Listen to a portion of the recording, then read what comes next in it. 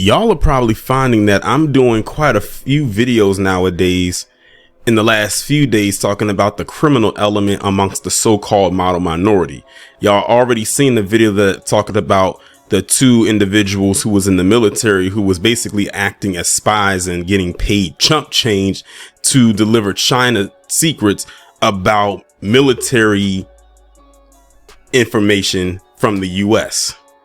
Now follow up with this individual right here who is about as sick as they come, whose name is Ji Allen Chang, who was a now former New York City doctor who is facing over 20 sex crime charges after it was discovered that he drugged and violated at least 6 women and recorded the incidents. I had to make sure that this wasn't the same story that I did, I believe, last year on a similar incident that happened down in, I believe, Miami with a doctor who did the same thing, and it wasn't, because that guy, I believe, was white and this guy is Asian. So let's get into it. And this story was posted in August 7th, 2023, and I'm recording it August 10th, 2023. A rising New York City doctor was charged with drugging and sexually assaulting numerous women, including a patient, then filming their unconscious bodies as he violated them. Ji Allen Chang, age 33, a gastroenterologist at New York Presbyterian Queens, was initially arrested in December after his girlfriend claimed the doctor knocked her unconscious at his Astoria apartment using a surgical mask stuffed with cotton balls soaked in an unknown liquid. It was probably chlorophyll or something like that, something to knock her out. Now that's interesting. He did this to his own girlfriend. This man had no shame whatsoever in what he did. The fact that he did this to his own girlfriend says a lot.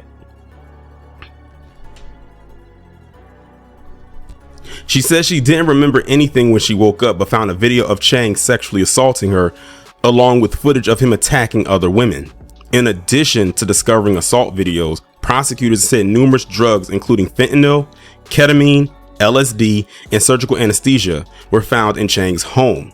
Chang was arraigned and indicted on 3 counts of violations, 10 counts of predatory sexual assault, 7 for sexual abuse, and 4 counts of assault, prosecutors announced Monday. His alleged victims included both patients and women he was dating. At least one of the women alleged she was sexually assaulted by Chang at the hospital in Queens as a patient when she was 19 years old. Prosecutors said he gave her a rectal exam that was not necessary for her gallbladder treatment, then injected her with a liquid, and then he violated her. The charges are focused on Chang's assault on 6 women, but prosecutors said there are likely more victims. Known victims range in age from 19 to 47 years old. The videos found in Chang's possession suggest he assaulted at least 5 other women in recent years across New York, Las Vegas, San Francisco, and even in Thailand. For someone to rise to this level where you are drugging and violating a person, that doesn't happen overnight. Nicholas Liakis, attorney for the then 19-year-old victim, told NBC New York, "You have essentially a predator in a white coat." That woman said she was assaulted by Chang in June 2021, more than a year before his arrest, and that the hospital investigated her complaints, but they went nowhere. As caregivers, we are responsible for the safety and well-being of our patients, and it is a sacred trust, a spokesperson for the hospital told the Post in a statement. The crimes committed by this individual are heinous, despicable, and a fundamental betrayal of our mission and our patients' trust. We are appalled and deeply saddened by what these victims and their families have endured. A representative said the hospital has a stringent patient safety policies and procedures in place, and that it was working to identify any weaknesses. The hospital did not comment on the allegation that complaints about Chang were not properly addressed when they first arose. Chang pleaded not guilty to the charges against him and is being held without bond on Rikers Island. Oh, he gonna be having quite a time up there, or should I say they probably gonna be having a time with him. He earned his medical license in June 2020 after completing his residency at San Francisco, California Pacific Medical Center and earning his degree at Albany Medical College. Now I'm gonna go back to a statement that the attorney for the then 19-year-old, well, one of his victims has said that this is not something that happened overnight.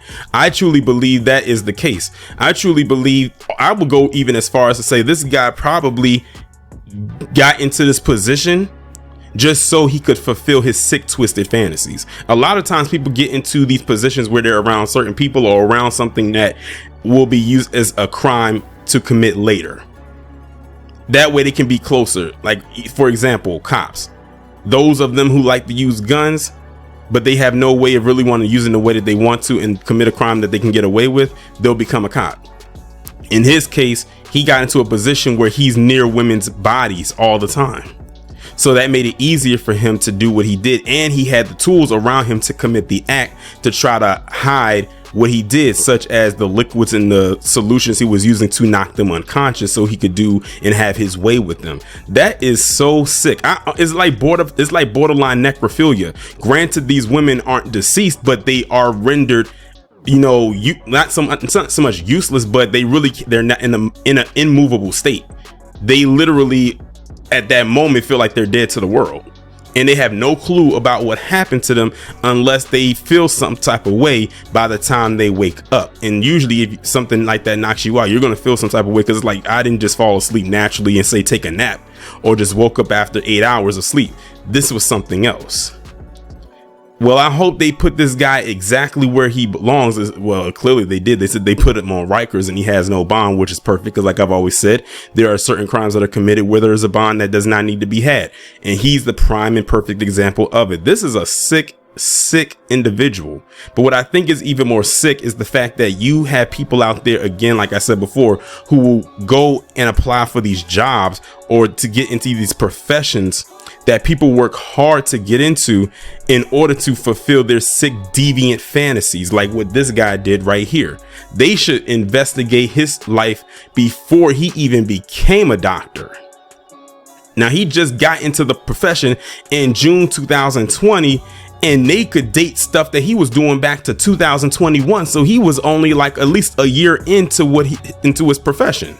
He couldn't wait to start doing what he was doing, which is why I believe he was probably committing some acts before he got that job.